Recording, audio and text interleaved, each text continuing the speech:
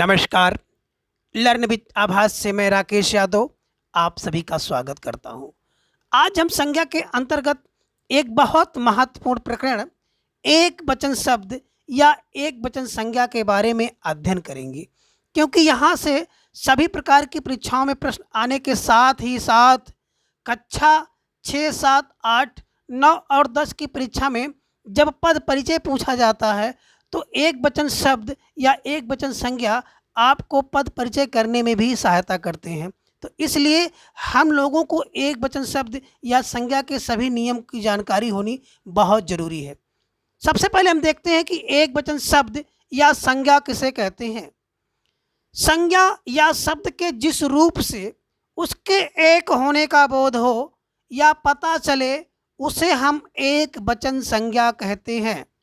संज्ञा शब्द या शब्द के जिस रूप से केवल एक होने का बोध हो या एक होने का पता चले उसे हम एक वचन संज्ञा कहते हैं। अथवा आप इस प्रकार से भी इसको परिभाषित कर सकते हैं।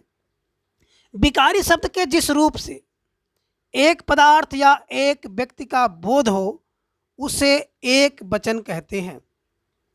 विकारी शब्द के जिस रूप से एक पदार्थ या एक व्यक्ति का बोध हो उसे एक वचन कहते हैं। जैसे रमन, सीता, पानी, सत्य, नदी, माता, पिता, जन आदि शब्दों से केवल एक का बोध हो रहा है और एक का बोध होने के कारण इन सभी शब्दों में एक वचन है। अब आगे हम लोग एक वचन शब्द या एक वचन संज्ञा के कुछ नियम हैं, उन नियमों की चर्चा करेंगे। सबसे पहले है तू का प्रयोग। देखिए बच्चों, जो तू होता है ये एक वचन शब्द है और तू का प्रयोग अगर हम लोग किसी को कर दें तो खास तौर से उसके लिए अशिष्ट होता है या अपमान होता है या अनादर होता है।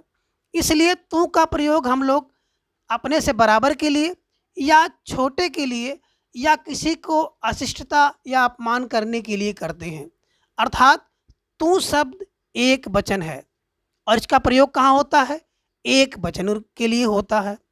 किसके लिए होता है? अपने से छोटे के लिए हम लोग करते हैं, बराबर वालों के लिए करते हैं या किसी का अपमान करने के लिए अशिष्ट भाषा का प्रयोग करते हैं तो हम लोग तू शब्द का प्रयोग करते हैं। दूसरा है व्यक्तिवाचक संज्ञा। सभी व्यक्तिवाचक संज्ञाएं सदैव एक वचन होती हैं। क्यों? क्योंकि व्यक्तिवाचक संज्ञा एक व्यक्ति विशेष के लिए प्रयोग ही होता है और अगर व्यक्ति विशेष के लिए, वस्तु विशेष के लिए ही प्रयोग किया जाता है, इस कारण से उनमें सदैव एक वचन होता है। जैसे राम, अयोध्या, पंचतंत्र, दैनिक जागरण, गंगा, एक्सप्रेस, रविवार और जुलाई आदि क्या हैं? व्यक्तिवाचक संज्ञाएं होने के कारण ये सभी एक वचन हैं। और तीसरा है जातिवाचक संज्ञा। जातिवाचक संज्ञा भी प्राय एक वचन रूप में प्रयोग होते हैं या जातिवाचक संज्ञा का भी प्रयोग एक वचन रूप में किया जाता है। जैसे नदी, पर्वत, महीना, वर्ष, दिन, वृक्ष, पशु आदि सभी शब्दों से एक का ज्ञान हो रहा है और एक का ज्ञान होने के कारण ये सभी एक वचन संज्ञा हैं। और चौथा है भाववाचक संज्ञा। जितने भी भाववाचक संज्ञा होते हैं वे सभी एक वचन होते हैं।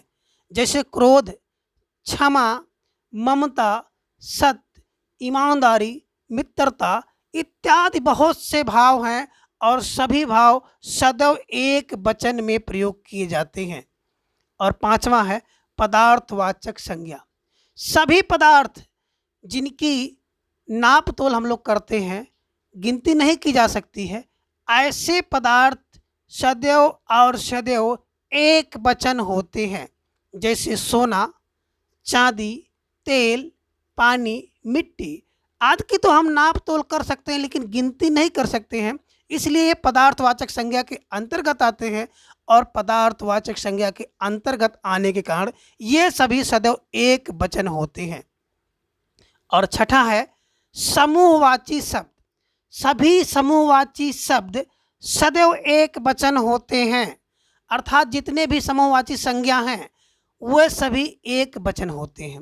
भले ही वो समूह का बोध कराएं, लेकिन उनका जब प्रयोग किया जाता है तो एक के रूप में किया जाता है। जैसे वृंद, जन, वर्ग, संघ, गण, दल, सेना, कक्षा, सभा, भीड़ और गुच्छा इत्यादि शब्द में क्या है, समूह का बोध होने के कारण ये सभी एक वचन होते हैं। इसी प्रकार बंडल, चट्टा इत्यादि भी शब्द हम लोगों को देखने को मिलते हैं जो समूहवाची होते हैं, और समूहवाची होने के कारण समूहवाचक संज्ञा है, और समूहवाचक संज्ञा होने के कारण ये एक वचन में प्रयोग किए जाते हैं। और सातवां है संबंधी शब्द। कुछ शब्द ऐसे होते हैं जो संबंध को प्रदर्शित करते हैं या दर्शाते हैं, तो ऐसे शब्द सदैव एक वचन में होते हैं, अर्थात इनका एक वचन रूप होता है और ये बहुवचन में भी इसी रूप में प्रयोग किए जाते हैं। आप कह सकते हैं कि एक वचन और बहुवचन दोनों में समान होते हैं, लेकिन जब इनका बहुवचन बनाया जाता है तो पिता लोग या दादा लोग या इनके साथ लोग लगा दिया जाता है, या जन लगा दिया जाता है, या सभी लगा दिया जाता है। देखें कौन कौन से इसके अंतर्गत आते हैं। संबंध शब्द सदैव एक वचन रूप में प्रयोग किए जाते हैं, अर्थात एक वचन और बहुवचन दोनों में इनके समान रूप होते हैं। जैसे माता पिता, दादा दादी, मामा मामी, काका काकी, चाचा चाची, नाना नानी आदि संबंधवाचक शब्द हैं, और संबंधवाचक शब्द होने के कारण ये एक वचन में होते हैं, और जब इनका बहुवचन बनाया जाता है तो इनके साथ लोग लगा दिया जाता है। आगे देखिए एक शब्द आपको मिलता है योद्धा, दाता। ये दो शब्द भी ऐसे हैं जो कि एक वचन होते हैं। और आठवां नियम है प्रत्येक या हर एक शब्द। अगर कहीं पर आपको प्रत्येक या हर एक शब्द मिले तो ये शब्द सदैव एक वचन होता है। प्रत्येक का अर्थ होता है एक, और हर एक का भी अर्थ होता है एक, और एक अर्थ होने के कारण ये सदैव एक वचन रूप होते हैं। आगे देखिए कुछ ऐसे शब्द आपको मिलेंगे जो सदैव एक वचन रूप में प्रयोग किए जाते हैं, जैसे माल, सामान, सामग्री, जनता आदि शब्द सदैव एक वचन रूप में प्रयोग किए जाते हैं।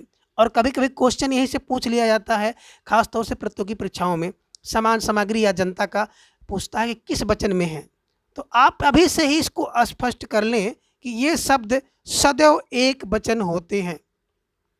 और 10वां नियम है गुणवाचक संज्ञा। गुणवाचक संज्ञा भी सदैव एक वचन रूप में प्रयोग किए जाते हैं। अगर गुणवाचक संज्ञा का कोई प्रकार या संख्या ना हो तो सदैव एक वचन रूप में प्रयोग किए जाते हैं। जैसे सज्जनता, बहादुरी, ईमानदारी आदि ऐसे गुणवाचक शब्द हैं जो कि एक वचन में प्रयोग किए जाते हैं, लेकिन जहाँ इनकी संख्या का या इनके प्रकार का बोध किया जाए वहाँ ये बहुवचन रूप में प्रयोग होते हैं।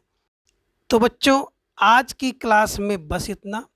शेष इसका अगला भाग हम लोग अगली क्लास में पढ़ेंगे।